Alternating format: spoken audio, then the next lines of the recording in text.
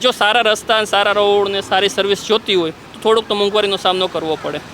વાત કરીએ તો જ્ઞાન સહાયકો લેવામાં આવે છે કોન્ટ્રાક્ટ ઉપર 11 માસના. હવે એ આપણે વિશ્વગુરુ બનવાની વાત કરીએ છીએ અને ગુરુને આપણે કોન્ટ્રાક્ટ ઉપર રાખીશું તો કેવી રીતે વિશ્વગુરુ બનીશું? હવે 140-160 કરોડના દેશમાં બધા નોકરી બધાને વેપાર ગવર્મેન્ટ આપે. મોદીજી તો એમ કહેતા હતા કે હું 2 કરોડ રોજગારી આપીશ, પણ એને આપેલી જ છે 1.5 થી 2 કરોડની વચ્ચેની. એવો આંકડાઓ સરકાર પાસે નથી. સરકાર પાસે છે, તમે લેખિતમાં માગી શકો. 1.5 થી 2 કરોડની વચ્ચેના આંકડા આવશે. મોદીજી એમ કે પકોડા તારો એને રોજગારી કહેવાય. સાહેબ કોઈ પણ કામ કેવી રીતે રોજગારી આપી? સાહેબ કેવી રીતે 2 કરોડ ગણ્યા? અને મોંઘવારી તમે એવું કહો છો કે આપણા દેશમાં છે તો આજુબાજુના કોઈ પણ કન્ટ્રીમાં સારા કન્ટ્રીમાં જતા રહ્યો તો એના કરતાં આપણે મોંઘવારીનો દર બહુ ઓછો. અને મોંઘવારી તમે એવું કહો છો કે આપણા દેશમાં છે તો આજુબાજુના કોઈ પણ કન્ટ્રીમાં સારા કન્ટ્રીમાં જતા રહ્યો તો એના કરતાં આપણે મોંઘવારીનો દર બહુ ઓછો.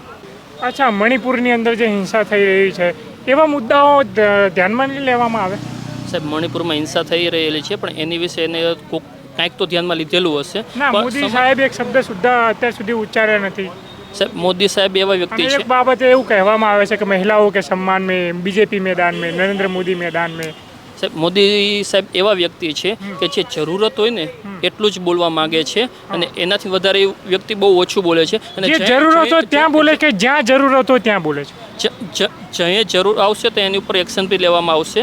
અને બીજી વસ્તુ એ કે મોદી સાહેબ એવા વ્યક્તિ છે કે એને જેટલું યોગ્ય લાગે ને કે સેજ ટોપિક ઉપર સમય આવે અને એ સમય પ્રમાણે બોલવું પડે એ એટલું જ બોલે છે. અને આની ઉપર એનું પરફેક્ટ નોલેજ નહીં હોય કે બધું નહીં હોય, જ્યાં સુધી એક્શન નહીં લેવાય ત્યાં સુધી ખોટી રીતે કાંઈ નિવેદન આપતા નથી મોદી સાહેબ. ખોટી રીતે કંઈ નિવેદન નથી આપતા તો પછી એવું કેમ કહ્યું કે કોંગ્રેસની સરકાર બનશે એટલે જેની પાસે 2 ભેંસ હશે તમે 1 ભેંસ સરકાર લઈ લેશે કોંગ્રેસની?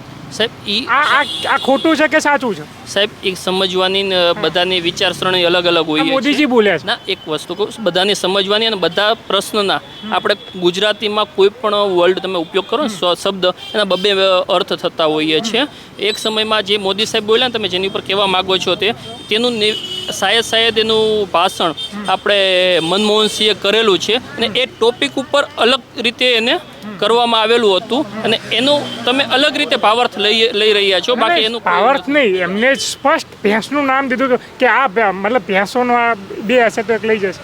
સાહેબ મેં તમને કીધું એવું ગુજરાતીના ભાવાર્થમાં ક્યારે થાય કે જ્યારે સસ્પેન્સ હોય, એમાં સસ્પેન્સ જેવું કંઈ હતું જ નહીં. મેં તમને કીધું મનમોહનસિંહે જે લગભગ 2012 કે 13માં નિવેદન આપેલું છે એ નિવેદનની ટિપ્પણી કરીને આ કીધેલું હતું. કેવું નરેન્દ્ર મોદી મનમોહનસિંહે ભેંસ કોઈ ટોપિક નથી, ભેંસ ખાલી શબ્દ છે પણ બીજું કોઈ નિવેદન લઈને એને ભેંસ શબ્દનો ઉપયોગ કરેલો છે. મનમોહનસિંહ નિવેદન નરેન્દ્ર મોદી તો એમ કહેતા હતા મનમોહનસિંહ તો મૌન છે, એ તો કંઈ બોલતા જ નથી. શેના નિવેદનો?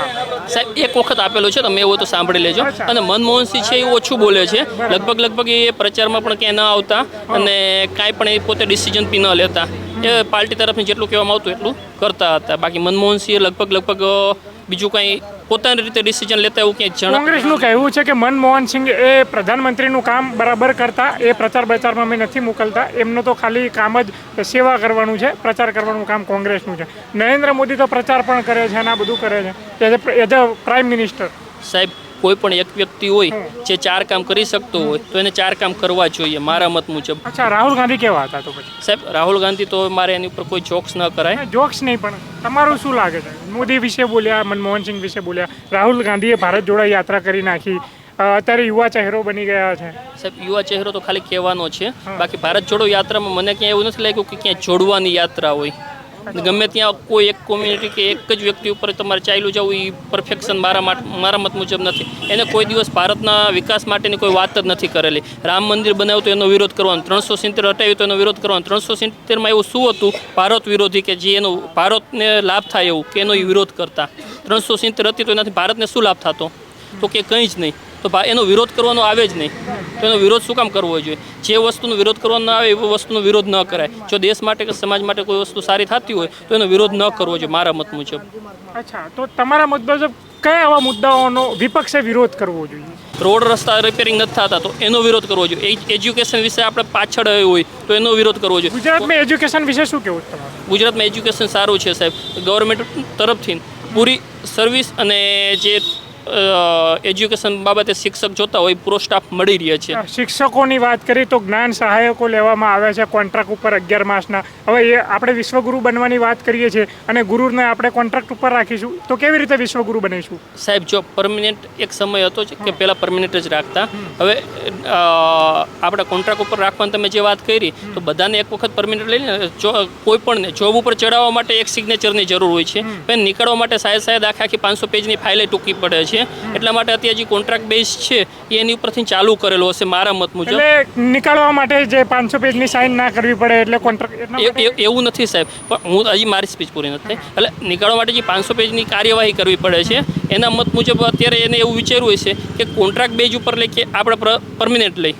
અત્યારે કોન્ટ્રાક્ટ બેઝ ઉપર રહેશે તો એ કાંઈ પણ ખોટું કામ કરશે કે વ્યવસ્થિત કરી નહીં એને સર્વિસ આપતા હોય તો એને નીકાળી શકશું, નવાને આપણે ભરતી કરી શકશું. જે સારા હશે એનું સ્થાન ઓલરેડી એક્ઝામ ઓનલાઈન એક્ઝામ ચાલુ જ છે અત્યારે.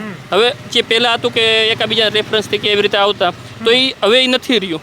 તો શિક્ષકોનું કહેવું છે કે અમને નેતાઓની રેલીમાં ભીડ બતાવવા માટે બસો ભરીને લઈ જાય છે. એ સિવાયના પણ ઇતર પ્રવૃત્તિઓ અમારી પાસે કરાવડાવે છે. તો અમે વિદ્યાર્થીઓને કેવી રીતે ભણાવવા માટે સમય આપી શકશું?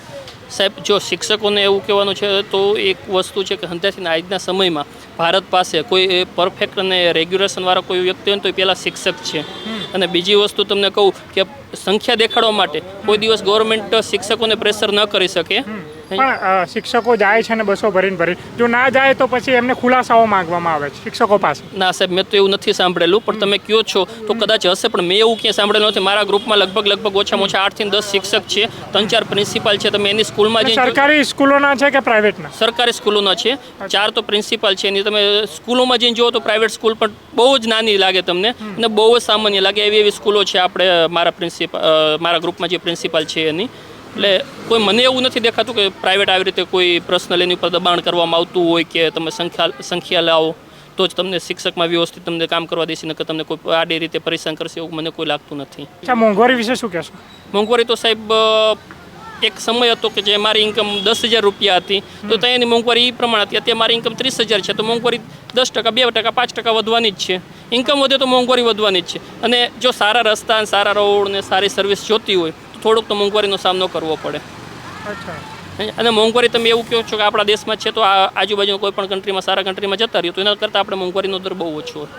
એવું છે? હા સાચી. અચ્છા, ઘણા એવું કહે છે કે જેને આટલી બધી તકલીફ હોય ને પાકિસ્તાન જતું રહેવું જોઈએ. શેની તકલીફ? એટલે આવી મોંઘવારી, બેરોજગારી બધું નડતું હોય તો એ પાકિસ્તાન જતું રહેવું જોઈએ એવું ઘણાનું એવું કહેવું હોય. મેં તમને કીધું મોંઘવારી તમે સારા દેશમાં કોઈ પણ નજીકની કોઈ પણ કન્ટ્રી તમને જે નામ આવડતું હોય એ કન્ટ્રીમાં જઈને એની સાથે આપણી સાથે કમ્પેરિઝન કરી લો પછી કહેજો.